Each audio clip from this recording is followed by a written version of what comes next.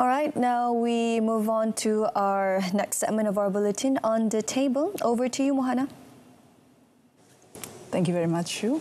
Good evening. With the Budget 2024 presented by the Prime Minister, Datuk Sri Anwar Ibrahim, who is also the Finance Minister, let's get some insights and thoughts of the experts. Live with us in the studio tonight is the Council Member of the Chartered Tax Institute of Malaysia, Mr. Harvinder Singh. Welcome to the programme. Thank you very much, Mohana. It's good to be here. So let's begin with some key takeaways from the recently tabled budget. Let's look at both for the rakyat and the businesses. Perhaps you can tell us what's new in this budget. Okay, thank you once again. Good evening, Mohana, and thank you very much for inviting me to share my thoughts on Budget 2024. Firstly, this is the largest budget we've seen in terms of the fund allocation, and more funds have been allocated for purposes of pump priming the economy further. To enhance the existing initiatives that were launched in Budget 2023, the project, Payung, Rama, you've got the Rama meals, you've got the Rama, goods, etc., and also the income earning initiatives, incentive. Pendapatan Rakyat, Initiative Pendapatan Rakyat. So funds have been allocated for that. We've not seen any reduction of taxes for both personal and corporate taxes. And there's been a slight tweak to the personal reliefs for individuals. If you talk about medical expenses for self, the individual, the wife, or the spouse or the child can claim up to 10,000. There's an additional 1,000, or rather 1,000 ringgit has been included, right, to be claimed as part of the 10,000 for dental expenses. So minor tweaks like that. We've not seen, therefore, any reduction of taxes in Budget 2024. This was incorporated in Budget 2023. To me, Budget 2024 is like phase 2 of the overall Madani project or Madani budget, where Budget 2023 of phase 1, the focus was on alleviating poverty, managing the rising cost of living, and to basically provide more disposable income to the rakyat by reducing taxes. Budget 2024 phase 2 is essentially looking at now, once the ship has been steadied a little bit, how do we raise revenues, additional taxes. And so that's the focus of Budget 2024. And what are these additional taxes? Again, when you talk about formulating this, the additional taxes that have been introduced, two main issues have been sort of critically looked at. The first one being that, of course, there's a need to raise additional revenues, so you've got to put in some new taxes as one of the means. The other one is to manage the rakyat's burden. There should not be any burden on the low-income group. So the type of taxes that have been introduced are basically for the well-heeled or the better off in society.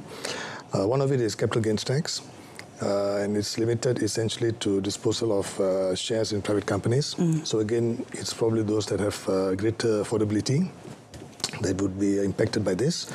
And the other one, of course, is the previously it was known as the luxury goods tax, or it was touted as that. It's come on board as tax on high-value goods. The rate of capital gains tax, 10%, and for the tax on high-value goods is at 5 to 10%. In addition to that, of course, there's been an increase in the service tax rate from 6 to 8%.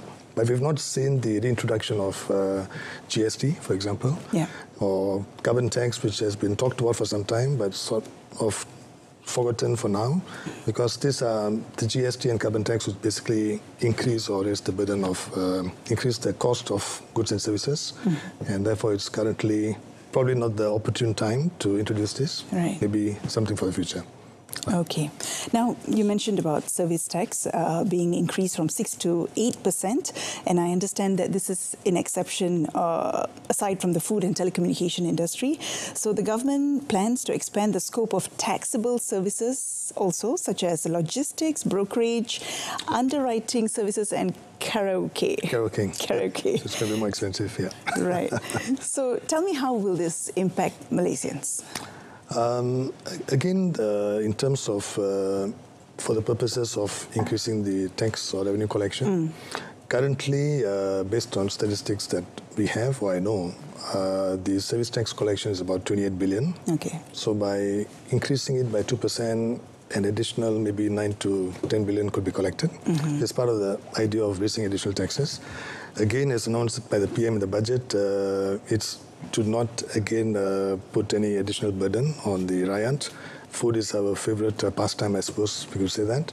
And so it is not, does not include the F&B industry. However, I think there could be an indirect impact for the F&B operator that's purchasing supplies from parties that are subject to, they have to increase. Yeah. So the cost of those goods perhaps may incorporate the additional cost for the services.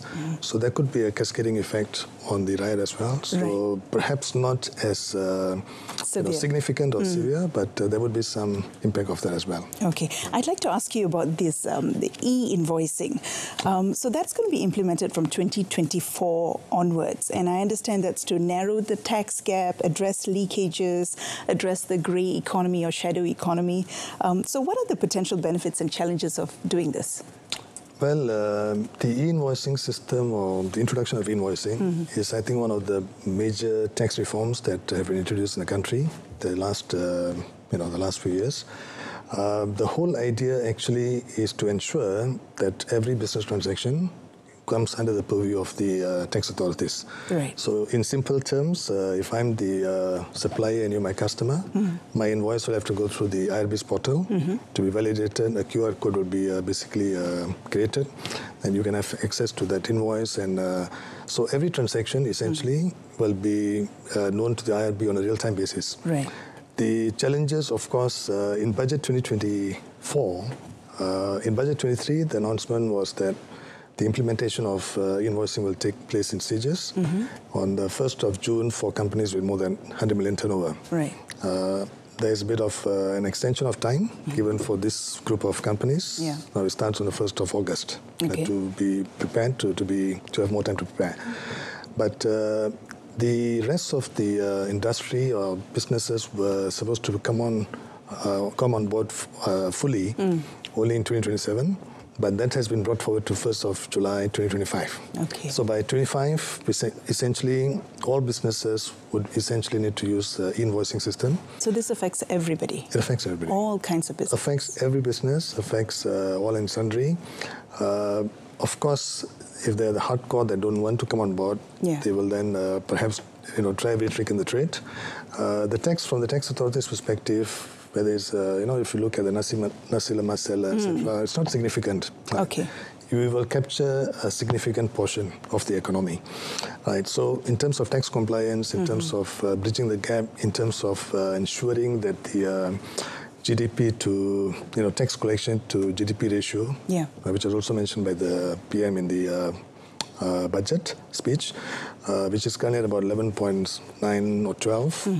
We need to bring it up to 14%. Right, so this will help to do that.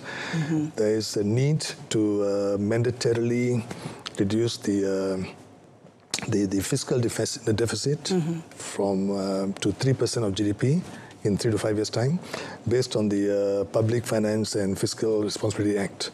So the capital gains tax additional collections may not be very significant. Neither will the luxury goods tax collections. Service tax may contribute about 10 billion. Right. But the bulk of the tax collection will come from the reformed system of tax reporting.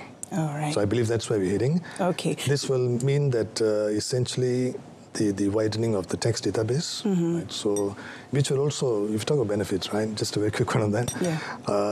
It will enable us to look at even reducing direct taxes in future, right? To a lower rate, to become to start competing with Singapore again. Our tax rate is at 24%, Singapore is at 17%. So on that, very quickly, we only have 2 minutes left. I would like to ask you about the fact that we are in a post-recovery stage from COVID, right? So what measures have been taken through the tax system, and is this enough? I think essentially the idea has been to raise additional taxes.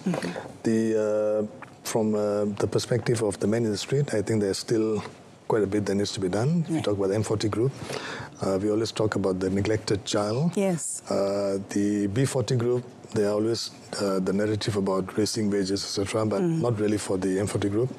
The pandemic actually caused maybe about 20% of the M40 to fall into the B40 group. Right. So there's a need to increase wages, there's a need to create more job opportunities, and therefore give them the opportunity to have additional income.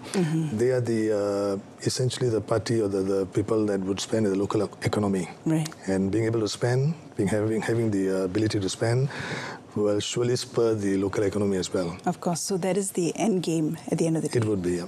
Okay. Yeah. Mr. Harvinder, thank you so much for your time today. We've learned a lot. Not enough time. There's so much to talk about. Yeah. Unfortunately, that's all the time we have for today. Thank you so much once again for inviting me. Thank you. Thank you. Yeah. And that wraps up Malaysia Tonight. I'm Mohana Priya together with Shuhaida Arifin. Malaysia Madani, Tekad Perpaduan, Penuhi Harapan. Thank you for tuning in. Good night.